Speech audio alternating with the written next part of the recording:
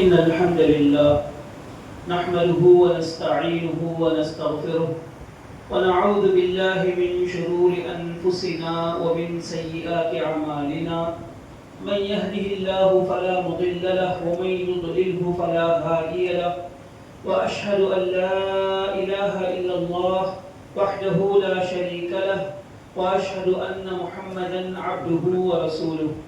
أعوذ بالله من الشيطان الرجيم. بسم الله الرحمن الرحيم. يا أيها الذين آمنوا اتقوا الله حق تقاته ولا تموتن إلا وأنتم مسلمون. يا أيها الناس اتقوا ربكم الذي خلقكم من نفس واحدة وخلق منها زوجها وبث منهما رجالا كثيرا ونساء واتقوا الله الذي تساءلون به والأرحام إن الله كان عليكم رقيبا. يا أيها الذين آمنوا اتقوا الله وقولوا قولا سديدا يصلح لكم أعمالكم ويغفر لكم ذنوبكم ومن يطع الله ورسوله فقد فاز فوزا عظيما. أما بعد فإن خير الحديث كتاب الله وخير الهدي هدي محمد صلى الله عليه وسلم وشر الأمور محدثاتها وكل محدثة بدعة وكل بدعة ضلالة وكل ضلالة في النار. اللهم صل على محمد وعلى آل محمد كما صليت على إبراهيم وعلى آل إبراهيم إنك حميد مجيد. اللهم بارك على محمد وعلى آل محمد كما باركت على إبراهيم وعلى آل إبراهيم إنك حميد مجيد. கண்ணியத்திற்குரிய சகோதர சகோதரிகளே, அல்லாஹ்வுடைய மாபெரும் கிருபையால் நம்முடைய வாழ்நாளில் நாம் எல்லாம் இன்னொரு ஹிஜ்ரி ஆண்டை அடையக்கூடிய தருவாயில் அமர்ந்து கொண்டிருக்கிறோம். இன்றுடன் ஹிஜ்ரி 1446 ஆண்டு நிறைவு பெறுவதற்கான சாத்தியக்கூறுகள் இருக்கிறது. புதிய ஹிஜ்ரி ஆண்டான 1447 துவங்க இருக்கிறது. முஹர்ரம் மாதம் துவங்க இருக்கிறது. ஹிஜ்ரியுடைய வரலாறை நாம் எல்லாம் கதைகளாக கற்பனைகளாக அதை சரியான முறையில் விளங்காதவர்களாகத்தான் இருக்கிறோம். ஹிஜ்ரி இந்த ஹிஜ்ரத் இருக்கிறதே ஒரு மிகப்பெரிய ஆழமான வரலாறு. அதை மட்டும் ஒருவர் தன்னுடைய வாழ்நாளில் சரியாக புரிந்து கொண்டால் எந்த கஷ்டம் வந்தாலும் எந்த நிலை வந்தாலும் ஒரு மூமின் தடுமாறி போக மாட்டார். என்னெல்லாம் இருக்கிறது? சரியான வழிகாட்டுதல்கள் இருக்கிறது. ஒரு மனிதன் எப்படி முடிவு எடுக்க வேண்டும் என்பதை இந்த வரலாறு சொல்லி காட்டுகிறது. ஒரு மூமின் எப்படி தன்னுடைய இபாதத்துகளை அமைத்துக் கொள்ள வேண்டும் இந்த வரலாறு சொல்லி காட்டுகிறது. ஒரு மூமின் பள்ளியோடு மஸ்ஜித்களோடு எப்படி தொடர்பு வைத்துக் கொள்ள வேண்டும் இந்த வரலாறு நமக்கு சொல்லி காட்டுகிறது. அதே மாதிரி மார்க்கத்திற்காக, இஸ்லாத்திற்காக எப்படிப்பட்ட தியாகங்களை செய்ய வேண்டும், இப்படி பல அம்சங்களை இந்த வரலாறு நமக்கு சொல்லி காட்டுகிறது. அதுல நாம யோசித்து பார்க்கும்போது நாம நினைக்கிறோம், அல்லாஹ்வுடைய தூதர் ஸல்லல்லாஹு அலைஹி வஸல்லம் அவர்கள் இரவு நினைத்தார்கள், பகலில் பயணம் செய்து கொண்டார்கள், அதுதான் ஹிஜ்ரத் என்று நினைக்கிறோம். அப்படி இல்ல, ஒரு பெரிய திட்டமிடல், பிளானிங் இருக்கிற. அல்லாஹ்வின் தூதர் ஸல்லல்லாஹு அலைஹி வஸல்லம் அவர்கள் தான் ஹிஜ்ரத் செய்வதற்கு முன்னாடி முஸஅப் பின் உமைர் ரலியல்லாஹு அன்ஹு அவர்களுடைய தலைமையில் சில சஹாபாக்களை மதீனாவிற்கு அனுப்பி வைத்தார்கள். இன்னொரு விஷயத்துக்கு முன்னாடி ஒண்ணு புரிஞ்சுக்கணும். ஹிஜ்ரத்னு சொன்னா நாட்டை விட்டு நாடு போறது. இப்போ ஒரு ஆள் ஒரு ஊர்ல இருந்து சவுதி போயிட்டு வராது, யுஏஇ போய், இந்த மாதிரி ஹிஜ்ரத் என்பது புரிந்து கொள்ளக்கூடாது. ஹிஜ்ரத் என்பது என்னன்னா, ஒரு பிறந்த ஊரை விட்டு, சொந்தக்காரர்களை விட்டு, அவருடைய பொருளாதாரத்தை விட்டு, வீட்டை விட்டு காலி கையோடு போறதுதான் ஹிஜ்ரத். எல்லாத்தையும் விட்டுறணும். போயிட்டு திருப்பி வரும் போது அது அவருடைய சொந்த ஊராக இருக்க முடியாது. அவர் சொந்த ஊர் இல்ல, இருக்கு. எங்கே போயிடுறாரோ அதுதான் அவருடைய சொந்த ஊராக மாறிவிடும். இதுதான் ஹிஜ்ரத். நாம நினைக்கிறோம் ஆம்பூருக்கு போற மாதிரி, சென்னைக்கு போற மாதிரி போயிட்டு வந்துருவாங்க. இல்ல, ஹிஜ்ரத் செய்து விட்டால் அது அவருடைய ஊர் இல்ல, அவர் சொந்த ஊர் இல்ல, முடிஞ்சிருச்சு. அங்கே வாழ முடியாது, மார்க்கத்தின் அடிப்படையில் நடக்க முடியாது என்பதற்காக அந்த ஊரை விட்டு சென்று விட்டால் திருப்பி ஹிஜ்ரத்துக்கு பிறகு அவருடைய சொந்த ஊர் இல்ல, எங்கே போய் தங்குறாரோ அங்கேதான் இருக்கணும். அல்லாஹ்வுடைய தூதர் ஸல்லல்லாஹு அலைஹி வஸல்லம் அவர்கள் சஹாபாக்களுக்கு முஸஅப் பின் உமைர் ரலியல்லாஹு அன்ஹு அவர்களுடைய தலைமையில மதீனாவிற்கு தாம் போறதுக்கு முன்னாடி ஹிஜ்ரத்துக்கு அனுப்பி வச்சாங்க.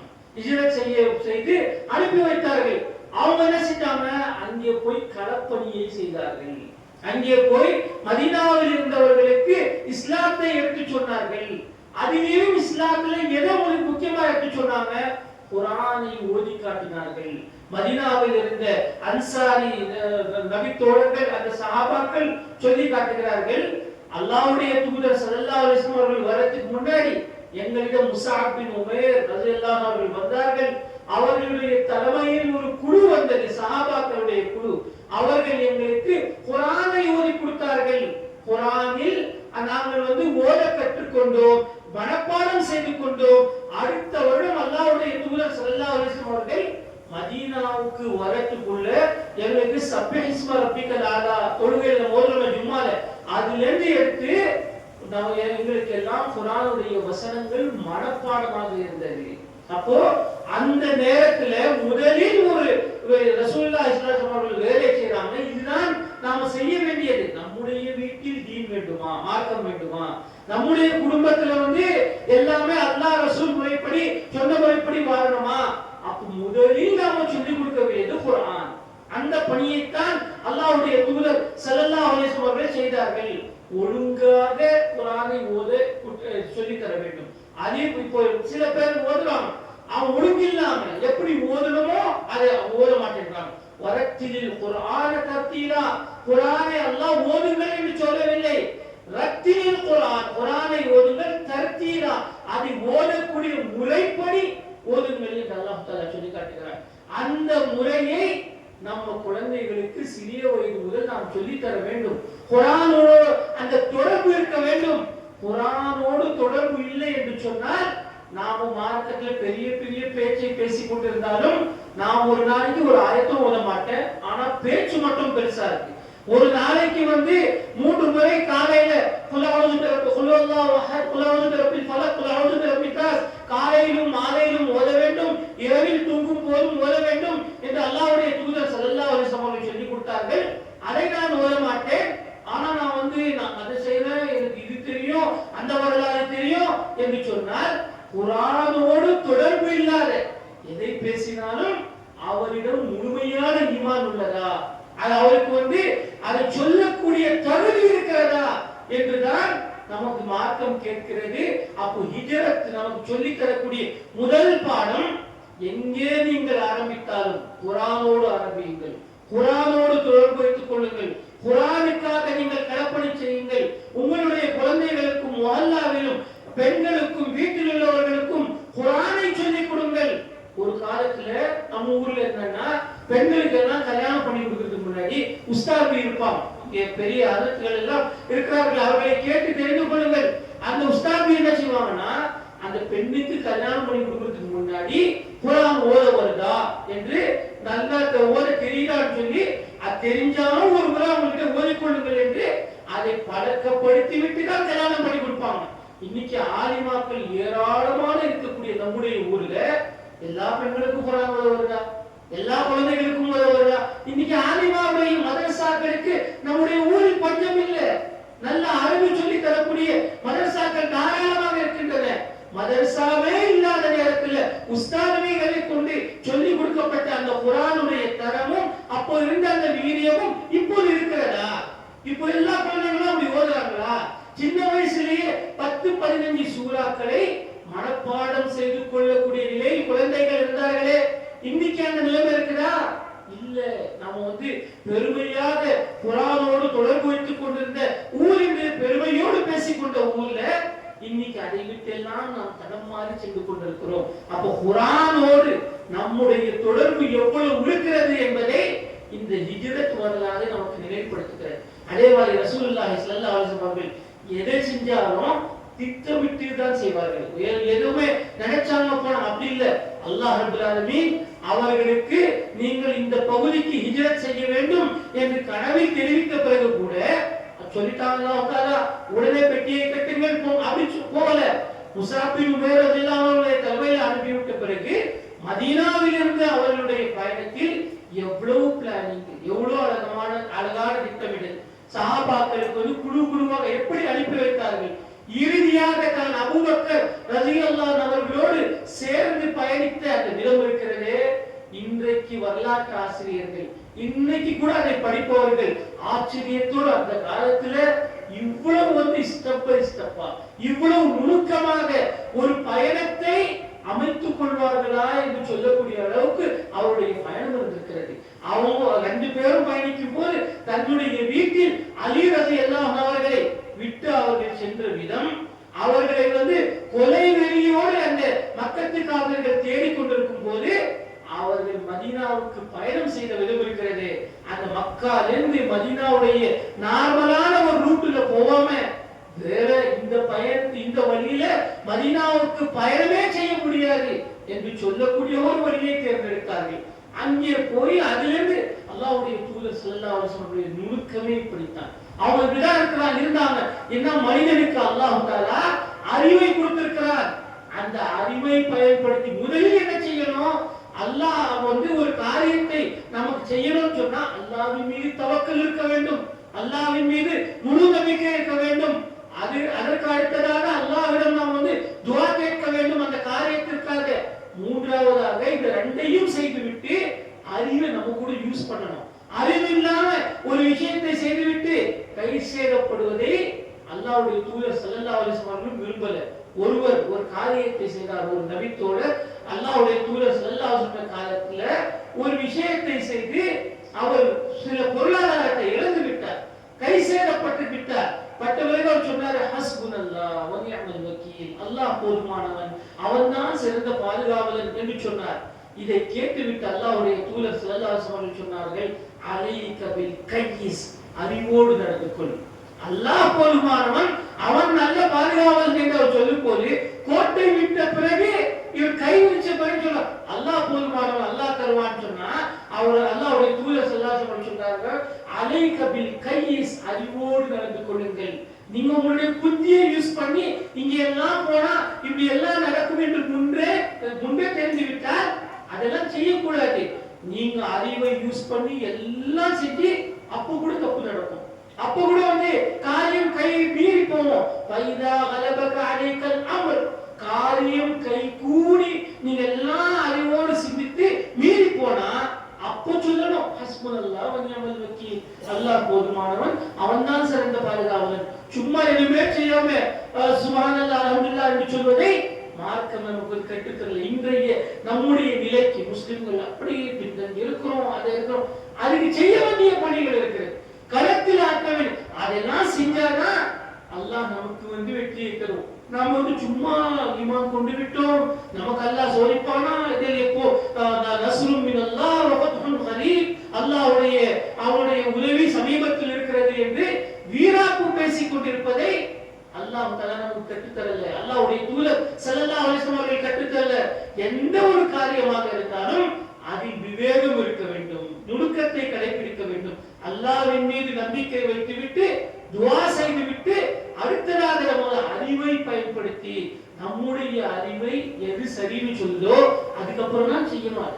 சில நேரங்களில் நம்ம ஆலோசனையும் பெற வேண்டும் சில விஷயங்களுக்கு. அல்லாஹ்வுடைய தூதர் ஸல்லல்லாஹு அலைஹி வஸல்லம் சொன்னாங்க, உங்களிடம் ஒருவர் ஆலோசனை கேட்டார், அல் முஸ்தஷாரு முத்தமினுன், யார் ஆலோசனை தருகிறாரோ அவர் நம்பிக்கைக்குரியவராக இருக்க வேண்டும், அவரிடம் போய் நீங்க ஆலோசனை கேளுங்கள் என்று கூட சொல்லி காட்டினார்கள். அதே மாதிரி குர்ஆனை சொல்லி கொடுத்ததை போல, இது என்னுடைய சொந்த வாக்கியம் இல்ல, சஹீஹுல் புகாரில வரக்கூடிய செய்தி, சஹாபாக்கள் சொன்ன செய்தி இது. அல்லாஹ்வுடைய தூதர் ஸல்லல்லாஹு அலைஹி வஸல்லம் அவர்கள் எங்களுக்கு எப்படி குர்ஆனை கற்றுக் கொடுத்தார்களோ அதை போல் ஒரு துஆவை கற்றுக் கொடுத்தார்கள். குர்ஆனை சொல்லி கொடுத்த மாதிரி ஒரு துஆவை சொல்லி கொடுத்திருக்காங்க. அது என்ன துஆ? அதுதான் இஸ்திகாராவுடைய துஆ. இஸ்திகாரா என்றால் என்ன? நல்லதை தேர்வு செய்யக்கூடிய துஆ. எவ்வளவு பெரிய விவேகம் பாருங்க. ஒரு விஷயத்தை ரெண்டு ஆப்ஷன் இருக்குது, எதை நாம அதை செலக்ட் பண்ணணும் தெரியல. ஒரு வேலையை செய்ய போறோம், அதுல ரெண்டு வழிமுறைகள் இருக்கிறது. ரெண்டு வழிமுறையில எதை செய்யணும்னு நமக்கு தெரியல, அது எதை செய்ய வேண்டும், எதை நாம தேர்வு செய்ய வேண்டும் என்பதை நாம அல்லாஹ்விடம் உதவி கேட்பதற்காக குர்ஆனை சொல்லி கொடுத்த மாதிரி எங்களுக்கு இஸ்திகாரா துஆவை சொல்லி கொடுத்தார்கள். அல்லாஹும்ம இன்னி அஸ்தகீருக பிஇல்மிக வ அஸ்தக்திருக பிகுத்ரதிக. பொன்னான வார்த்தைகள். யா அல்லாஹ், உன்னிடம் கேட்கிறேன், உன்னுடைய அறிவால் கேட்கிறேன், உன்னுடைய சக்தியால் கேட்கிறேன். இந்த செய்யக்கூடிய காரியம் நான் செய்ய போறேனே, இன் குன்த அன்ன ஹாதல் அம்ர கைருல் லி, எனக்கு சிறந்ததா இருக்கணும். எனக்கு எப்படி சிறந்ததா இருக்கணும்? ஃபீ தீனி வ மஆஷி வ ஆகிபத்து அம்ரி, உலகத்திலும் மறுமையிலும் இந்த காரியம் சிறந்ததாக எனக்கு இருக்கும் என்று சொன்னால் ஃபக்துர்ஹு லி வ யஸ்ஸிர்ஹு லி, அல்லாஹ் எனக்கு அதை செய்வதற்கு லேசாக்கு, அதை செய்வதற்கான சக்தியை கொடு. வ இன் குன்த அன்ன ஹாதல் அம்ர ஷர்ருல் லி, எனக்கு தெரியல அல்லாஹ், நீ அறிந்தவன், இந்த காரியம் எனக்கு தவறானதாக இருக்கும் பட்சத்தில் அந்த காரியத்தை விட்டு என்ன தூரமாக்கு. ஃபஸ்ரிஃபு அன்னி வஸ்ரிஃபு அன்ஹு, என்னை அந்த காரியத்தை விட்டு என்னை தூரமாக்கு, நான் அந்த காரியத்தை விட்டு தூரமா போனோம். வபாரிக் லில் கைர், இன்னும் அழகா சொல்லி காட்டினாங்க.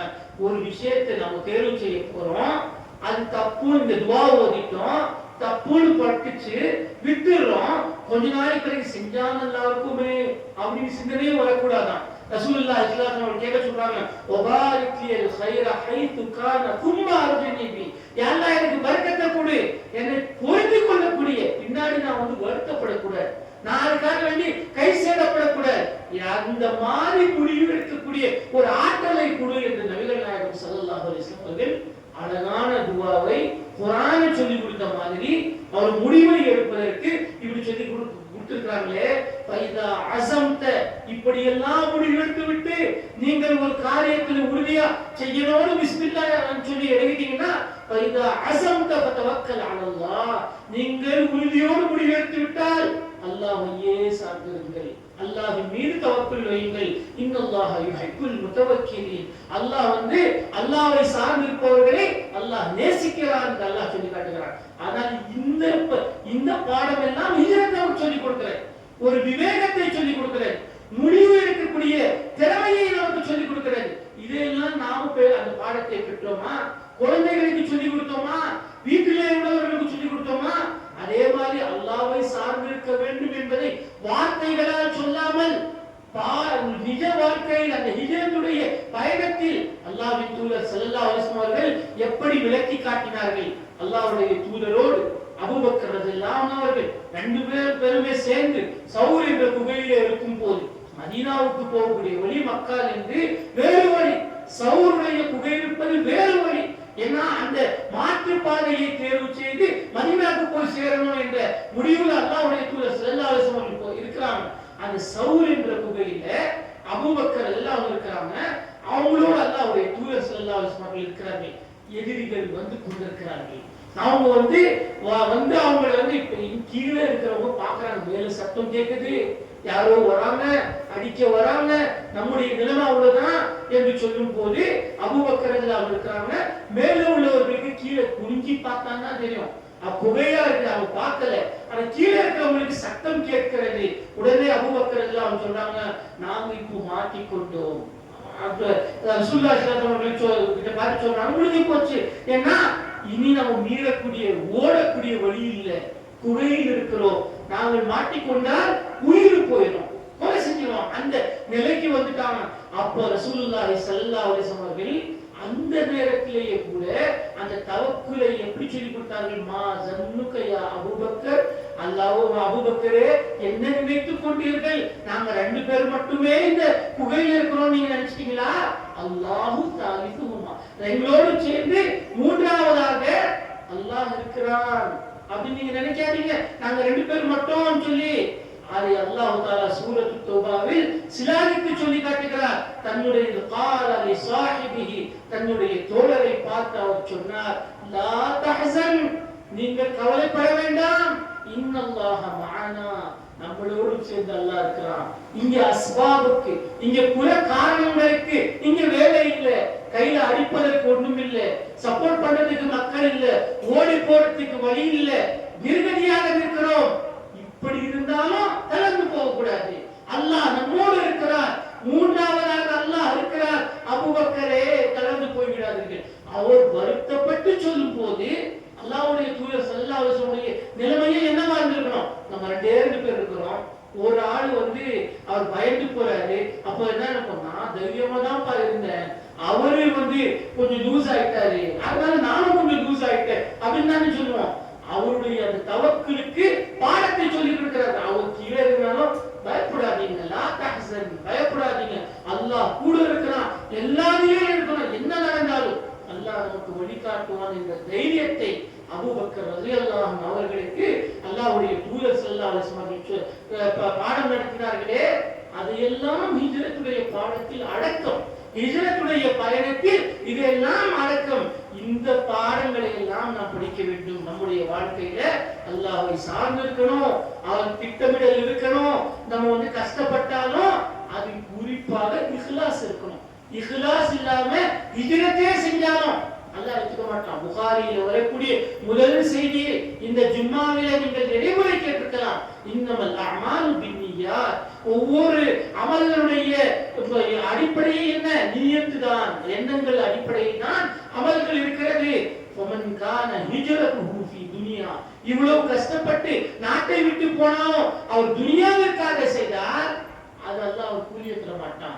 அல்லாஹ்வுக்காக அவர் அல்லாஹ்விடம் கூலி கிடைக்க வேண்டும் என்று செய்தால்தான் ஹிஜ்ரத்துக்கே அவ்வளவு பெருசா செஞ்சாலும் இஹ்லாஸ் இருக்கணும்னு சொன்னா நம்முடைய குடும்பங்களை எவ்வளவு இஹ்லாஸ் இருக்கணும். என் பையன் நல்லா இருக்கணும்னா என் இன்னும் நல்லா இருக்கணும், நான் நல்லா ஹலாலா சம்பாதிக்கணும், எனக்கு வந்து அடுத்தவனை வந்து அபகரிக்கக்கூடிய எண்ணம் இருக்கக்கூடாது. இப்படி கஷ்டப்பட்டு நான் என் பையனுக்கு கொடுத்தேன்னா அவன் நல்லா வருவான். நான் செய்யறதெல்லாம் உள்ள மாதிரி தரும், என் பையன் மட்டும் நல்லா வரணும்னு நினைச்சோம்னா எனக்கு உள்ளத்துல இஹ்லாஸே இல்ல, எல்லாருக்கும் நான் பேசிட்டு எனக்கு எல்லாம் நடக்கணும்னு சொன்னா அல்லாஹ் அதை நடத்தி காட்ட மாட்டான். இஹ்லாஸ் இருந்தால்தான் அல்லாஹ் காரியங்களை வந்து கைகூட வைப்பான். கூலியே இஹ்லாஸை வைத்துதான் அல்லாஹ் தருவான் என்ற மிகப்பெரிய பாடத்தையும் இந்த ஹிஜ்ரத் தருகிறது. இதை போல நல்ல பாடங்களை ஹிஜ்ரத் மூலம் படித்து நம்முடைய வாழ்க்கையை செம்மையாக்கிக் கொள்ளக்கூடிய நன்மக்களாக எல்லாம் அல்லாஹ் தஆலா நம்மை எல்லாம் ஆக்கி அருள்வானாக.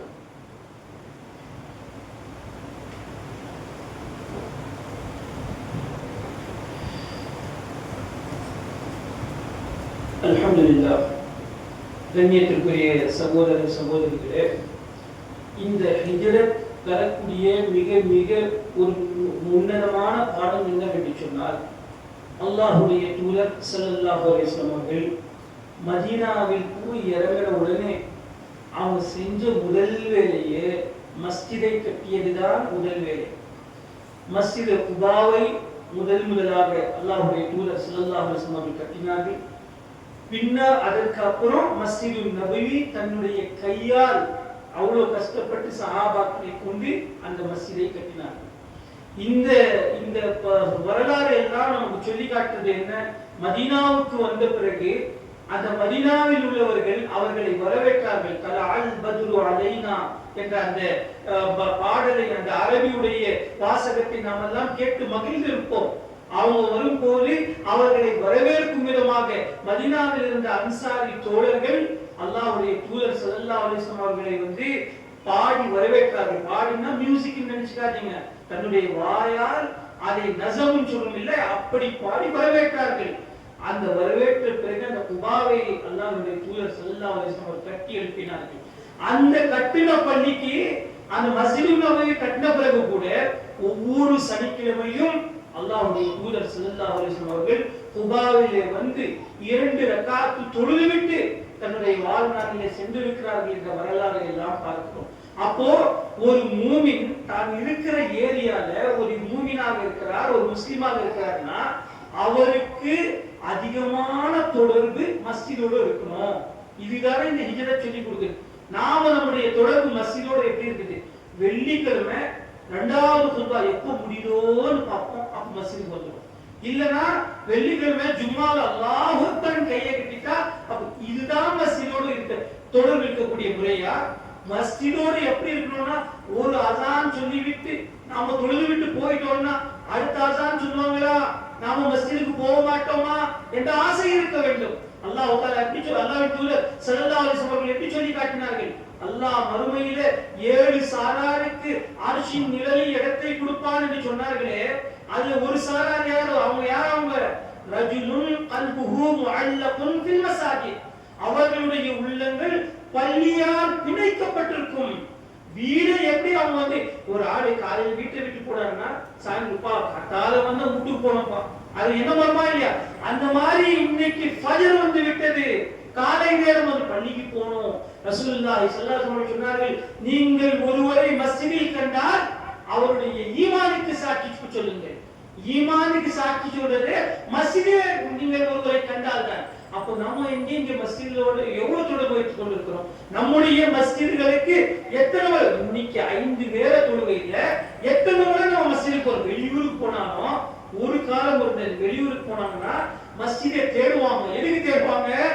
யூரின் பாஸ் பண்றதுக்கு, சிறுநீர் கழிப்பதற்கு மஸ்ஜித் இருக்குதான் தேடுவாங்க. இப்ப எல்லாம் நீங்க டாய்லெட் கட்டுறதுனால டாய்லெட் போயிடுவாங்க. ஒரு 10-15 வருஷத்துக்கு முன்னாடி எல்லாம் வேலூர் போறோம் அப்படின்னா வேலூர்ல மஸ்ஜித் இருக்காங்க, நல்லவங்க போய் தொழுறதுக்கு தேடுவாங்கன்னா தொழுறதுக்கு தேட மாட்டாங்க, சிறுநீர் கழிப்பதற்கு தேடி கொண்டிருப்பார். எதுக்கு நம்ம மஸ்ஜிதுடைய அந்த இஸ்ஸத் இஹ்திராம் அதனுடைய கண்ணியம் எவ்வளவு இருப்பார்? எவ்வளவு நம்முடைய உள்ளத்துல மஸ்ஜிதுக்கு நாம எந்த இடத்தை கொடுத்து வைத்திருக்கிறோம்? மஸ்ஜிதுக்கு நாம வந்து எவ்வளவு தொடர்பை, அதோடு நம்முடைய ரிஷ்டா, அதோட நம்முடைய கனெக்ஷன் எவ்வளவு ஸ்ட்ராங்கா இருக்கிறதோ அவ்வளவு தோணும் அல்லாஹ் மறுமையில கூலி தருவார். யார் பகலிலும் இரவிலும் அந்த இருட்டான நேரத்திலேயும் ரொம்ப வந்து குளிரான நேரத்திலேயும் மஸ்ஜிதுக்கு நடந்து வருகிறார்களோ அவர்களுக்கு ரசூலுல்லாஹி ஸல்லல்லாஹு அலைஹி வஸல்லம் அவர்கள் எவ்வளவு கூலியை சொல்லி காட்டினார்கள். அதே மாதிரி நாம வீட்டிலே wudu செய்து விட்டு மஸ்ஜிதுக்கு ஒரு காலடியை எடுத்து வைக்கிறோம், அல்லாஹ் ஒரு பாவத்தை மன்னிக்கிறார். அடுத்த ஒரு காலடியை இஷ்டப்பட்டு வைக்கிறோம், அல்லாஹ் நம்முடைய தர்ஜாவை உயர்த்துகிறார், அந்தஸ்தை உயர்த்துகிறார். இப்படி எல்லாம் அல்லாஹ்வுடைய தூதர் ஸல்லல்லாஹு அலைஹி வஸல்லம் சொல்லி காட்டினார்கள். மஸ்ஜிதுக்கு யாராவது வரலன்னு சொன்னா தேடினார்கள் ரசூலுல்லாஹி ஸல்லல்லாஹு அலைஹி வஸல்லம். எங்கேயும் இல்லையே, வரவர் காணோமே, அவருக்கு என்ன ஆச்சு? மஸ்ஜிதுக்கு வரலன்னா உடம்பு சரியில்லை என்று நினைக்கக்கூடிய அளவுக்கு அல்லாஹ்வுடைய தூதர் ஸல்லல்லாஹு அலைஹி வஸல்லம் இருந்தார்கள். ஒரு சஹாபி அவருடைய சத்தம் இயல்பிலேயே கூட அதிகமா என்ன அல்லாஹ் குரல்களை பலவாறாக அல்லாஹ் மனிதர்களுக்கு கொடுத்திருக்கிறார். அவர் பேசினாலே சத்தம் போட்டு பேசக்கூடிய குரலை அல்லாஹ் அவருக்கு கொடுத்திருந்தார். சூரத்துல் ஹுஜராத்துடைய முதல் வசனம் இறங்கியது, யா அய்யுஹல்லதீன ஆமனு லா தர்ஃபஉ அஸ்வாத்தக்கும் ஃபௌக ஸௌத்தின் நபி, ஈமான் கொண்டவர்களே உங்களுடைய குரல்களை நபியுடைய குரலுக்கு முன்னால் உயர்த்த வேண்டாம். அப்படி உயர்த்தினால் அன்தஹ்பத அமாலுக்கும் அமலுக்கும் வஅன்தும் லா தஷ்உரூன், உங்களுடைய அமல்கள் பாழா போயிடும், உங்களுக்கு தெரியாத நிலையில் பாழா போயிடும் என்று அல்லாஹ் சொன்ன உடனே சாபித் பின் கைஸ் ரலியல்லாஹு அன்ஹு அவர்கள் பள்ளிக்கே வரல, மஸ்ஜிதுக்கே வரல. அல்லாஹ்வுடைய தூதர் ஸல்லல்லாஹு அலைஹி வஸல்லம் அவர்கள் ஆள் அனுப்பி தேடி அனுப்பினார்.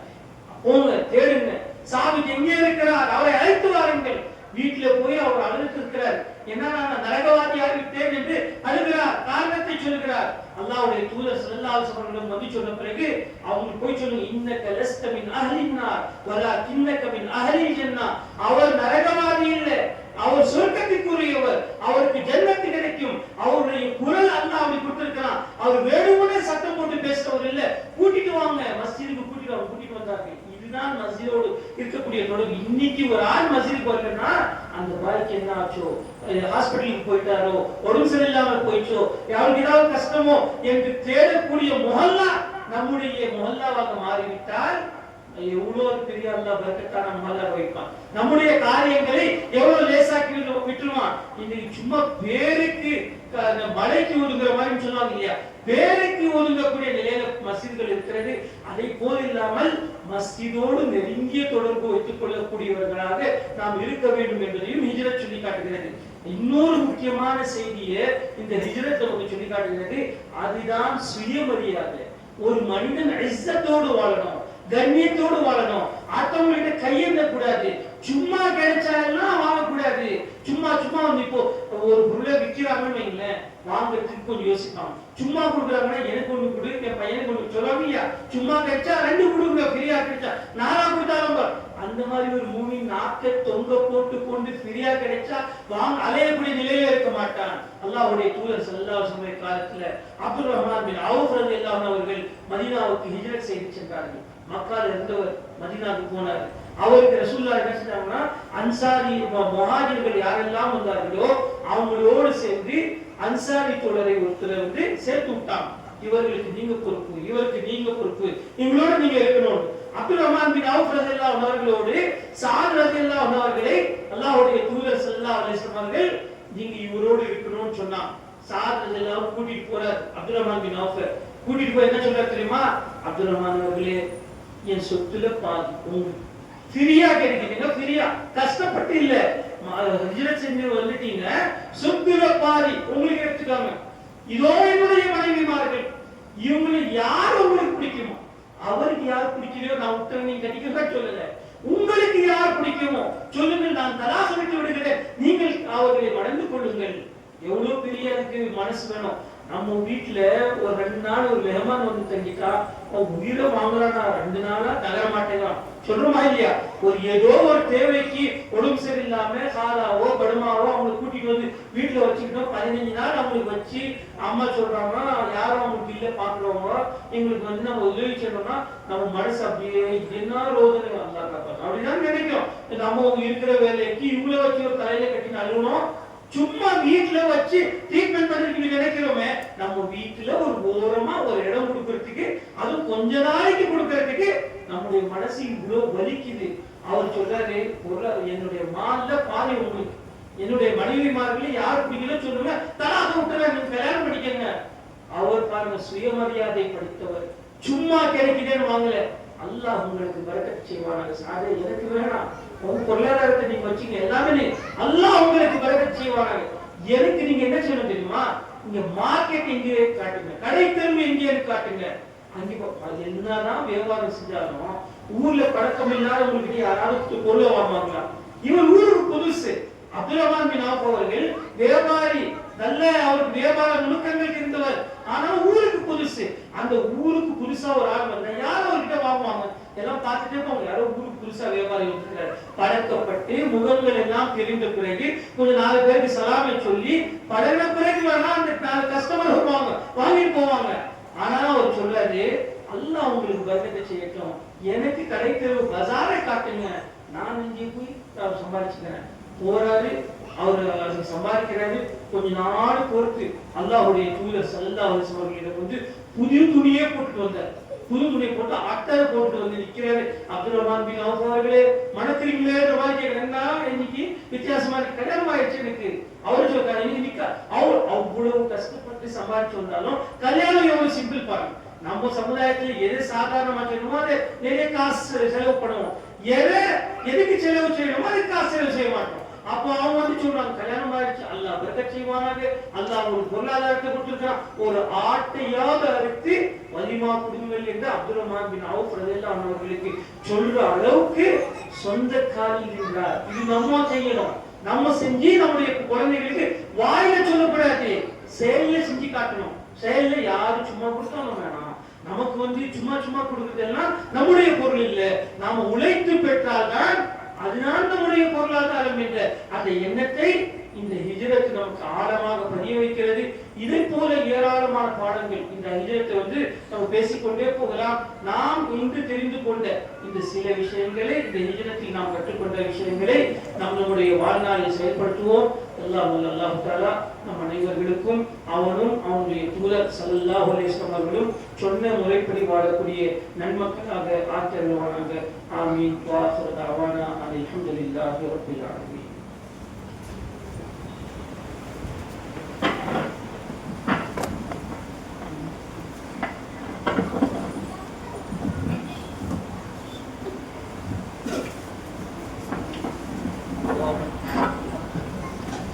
الله أكبر الله أكبر أشهد أن لا إله إلا الله أشهد أن محمد رسول الله حي على الصلاة حي على الفلاح قد قامت الصلاة قد قامت الصلاة الله أكبر الله أكبر لا إله إلا الله.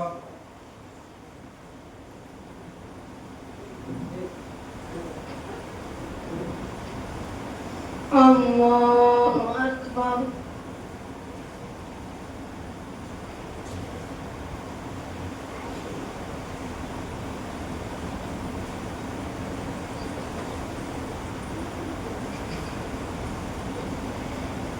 الحمد لله رب العالمين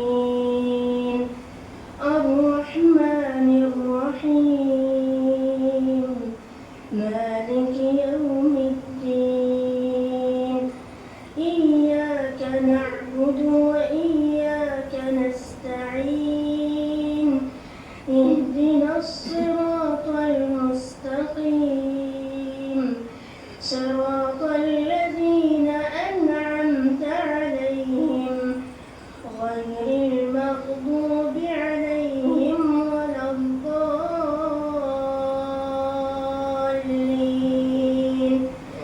آمين.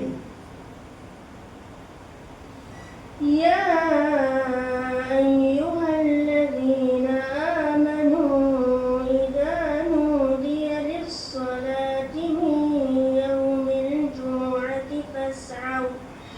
فاسعوا إلى ذكر الله وذروا البيع ذلكم خير لكم إن كنتم تعلمون. فإذا قضيت الصلاة فانتشروا في الأرض وابتغوا من فضل الله واذكروا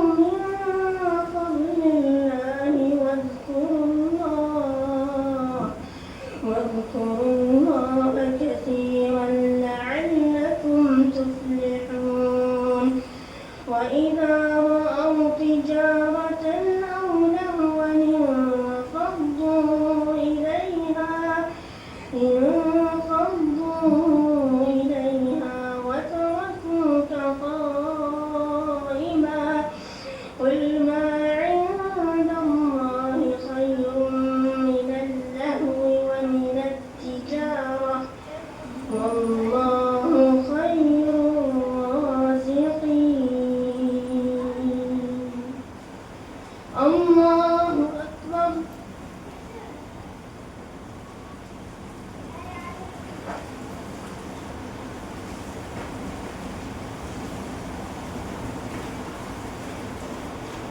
سمع الله لمن حمده.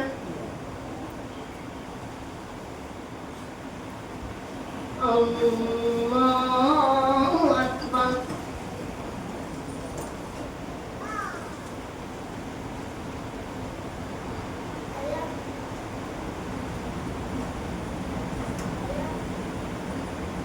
الله أكبر الله أكبر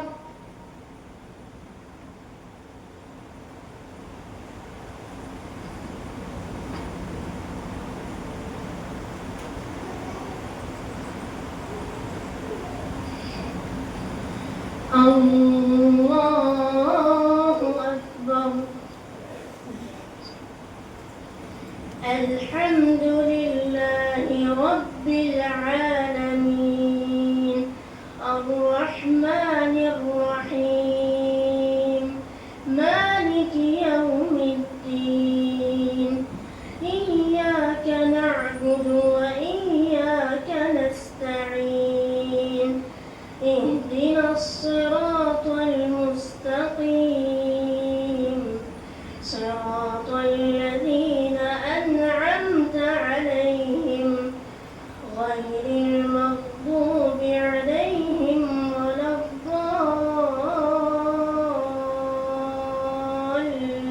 الضالين آمين يا أيها الذين آمنوا لا تلهكم أموالكم ولا أولادكم عن ذكر الله ومن يفعل ذلك فأولئك هم الخاسرون وأنفقوا مما رزقناكم من قبل أن يأتي أحدكم الموت فيقول رب لولا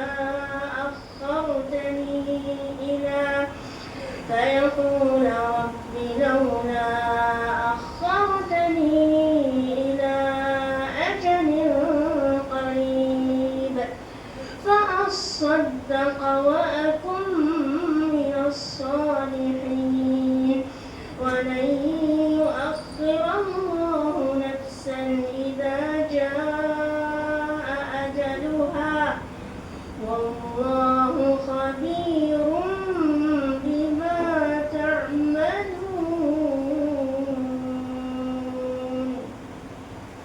الله أكبر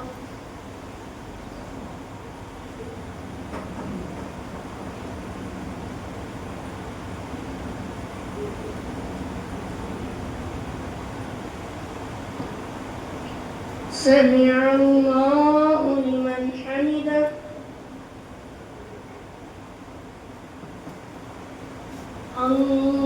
الله أكبر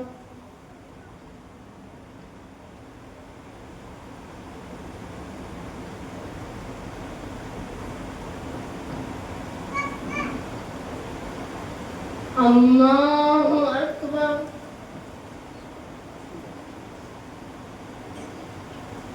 الله أكبر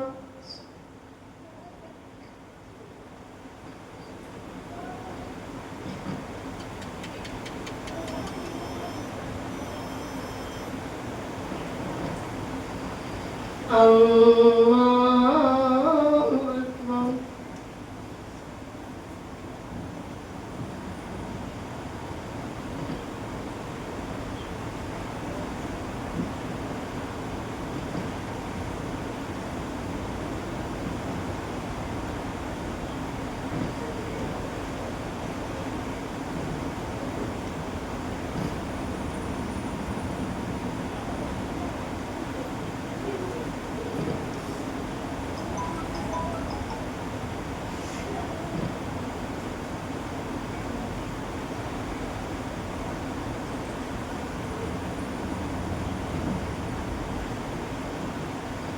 السلام عليكم ورحمة الله